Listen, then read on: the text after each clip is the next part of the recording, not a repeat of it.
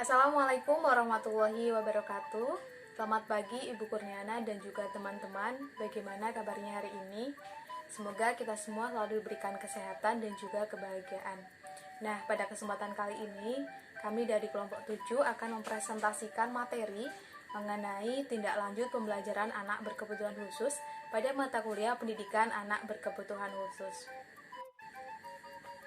Sebelumnya, perkenalkan kami dari kelompok 7 yang beranggotakan saya sendiri Sarah Prihatin dengan NIM 14014194142, nomor presensi 9, dan rekan saya Rohmat Budi Prasetyo dengan NIM 14014194163, nomor presensi 24. Nah, pada kesempatan kali ini kita akan membahas 4 hal. Yang pertama yaitu mengenai hakikat asesmen anak berkebutuhan khusus. Yang kedua yaitu ruang lingkup asesmen anak berkebutuhan khusus. Yang ketiga yaitu jenis asesmen anak berkebutuhan khusus. Dan yang keempat yaitu metode asesmen anak berkebutuhan khusus. Nah, yang pertama yaitu kita akan membahas mengenai hakikat asesmen anak berkebutuhan khusus. Nah, selanjutnya yaitu apa sih itu asesmen anak berkebutuhan khusus? Nah, jadi asesmen anak berkebutuhan khusus merupakan sebuah proses yang sistematis atau teratur dan komprehensif atau secara menyeluruh dalam menggali permasalahan lebih lanjut untuk mengetahui apa yang menjadi masalah, kemudian hambatan, keunggulan, dan juga kebutuhan individu. Nah, pada proses asesmen ini dilakukan penilaian terhadap 3 hal yang paling mendasar pada anak berkebutuhan khusus, yaitu mengenai kekurangan atau ketidakmampuan anak, kemudian kelebihan atau potensi anak, dan juga kebutuhan yang diperlukan oleh anak. Nah, hasil dari kegiatan asesmen ini digunakan untuk memberikan layanan pendidikan yang dibutuhkan dengan berdasarkan modalitas yang dimiliki individu yang diperlukan dalam menyusun program pembelajaran. Nah, selanjutnya yaitu kita akan membahas mengenai ruang lingkup asesmen anak berkebutuhan khusus. Ruang lingkup asesmen anak berkebutuhan khusus yang pertama yaitu berdasarkan aspek kehidupan anak. Nah, di sini dibagi menjadi 3, yaitu yang pertama ada asesmen akademik, yang kedua yaitu asesmen perkembangan, dan yang ketiga yaitu asesmen perilaku adaptif.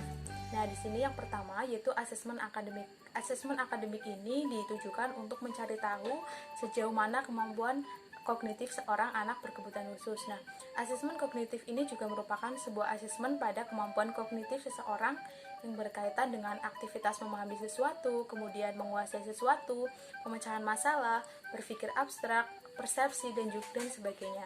Nah, yang kedua yaitu asesmen perkembangan. Asesmen perkembangan ini mengacu pada aspek perkembangan yaitu non-akademik. Nah, asesmen ini mengacu pada aspek perkembangan anak berkebutuhan khusus yang merupakan aspek perkembangan non-akademik. Nah, aspek perkembangan non-akademik tersebut terdiri dari aspek perkembangan bahasa atau komunikasi, kemudian sosial, dan juga emosional, serta fisik dan motorik. Nah, kemudian asesmen yang ketiga yaitu asesmen perilaku adaptif. Nah, asesmen ini menilai sejauh mana kemampuan anak berkebutuhan khusus untuk melakukan aktivitas sehari-hari.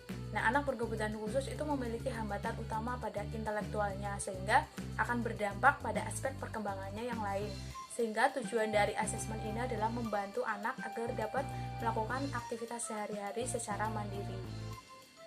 Ya, baik, kemudian saya lanjutkan pada materi ruang lingkup asesmen berdasarkan waktu. Ruang lingkup asesmen berdasarkan waktu ini dibagi menjadi 2, yaitu ruang lingkup asesmen pada saat anak telah belajar di kelas dan ruang lingkup asesmen yang diberikan sebelum anak mengikuti pelajaran. Nah, ruang lingkup asesmen pada saat anak telah belajar di kelas ini, asesmen ini lebih mengacu pada aktivitas guru dalam melakukan pembelajaran. Kemudian ruang lingkup asesmen yang diberikan sebelum anak mengikuti pelajaran ini terdiri atas kemampuan menolong diri, yang kedua kemampuan psikomotor, dan ketiga perkembangan sosial emosional, dan yang keempat perkembangan bahasa, dan yang terakhir yaitu perkembangan kognitif. Pembahasan selanjutnya yaitu masuk pada bab jenis asesmen anak berkebutuhan khusus.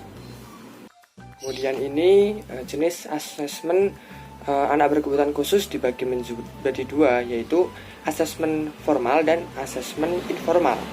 Asesmen formal merupakan sebuah jenis asesmen yang terstruktur dengan bimbingan atas panduan khusus untuk melakukan pengadministrasian pemberian nilai atau penskoran atau analisis hasil atau interpretasi dari hasil asesmen yang telah dilakukan. Contohnya tes intelijensia dan tes pencapaian hasil belajar. Kemudian asesmen informal. Asesmen informal merupakan jenis pelaksanaan asesmen yang dilakukan oleh pendidik atau guru dalam melakukan kegiatan pembelajaran. Di kelas sehari-hari, asesmen ini bertujuan untuk mengumpulkan informasi saat belajar berlangsung yang nantinya menjadi dasar dan menentukan kemampuan siswa, tingkat kinerja siswa dalam pembelajaran. Untuk selanjutnya masuk pada metode asesmen pada anak berkebutuhan khusus. Kemudian metode asesmen pada anak berkebutuhan khusus. Pada metode asesmen ini terdapat 3 metode. Yang pertama ada metode observasi. Observasi memiliki artian mengamati, sehingga metode ini dilakukan dengan pengamatan terhadap anak. Pengamatan dilakukan terhadap cara belajar anak, tingkah laku yang muncul pada saat belajar, dan lain sebagainya. Kemudian metode yang digunakan yang kedua yaitu tes atau evaluasi. Hasil belajar diperoleh dengan cara memberikan tes pada setiap bidang pembelajaran. Data hasil tes dapat dianalisis dengan membandingkan hasil tes masing-masing anak. Pemberian tes biasanya mengacu pada kemampuan akademik anak, namun tidak menutup guru merancang tes untuk mengetahui keterampilan anak atau keterampilan kelebihan lainnya. Kemudian metode yang ketiga yang digunakan yaitu metode wawancara. Metode ini merupakan upaya mengumpulkan informasi yang mungkin aja susah diperoleh. Hasil dari wawancara ini berupa data deskriptif yang kualitasnya sangat tergantung pada pengetahuan orang yang diinterview tentang keadaan anak untuk melengkapi data yang dibutuhkan. Sekian presentasi dari kelompok kami. Kurang lebihnya mohon maaf. Terima kasih. Wassalamualaikum warahmatullahi wabarakatuh.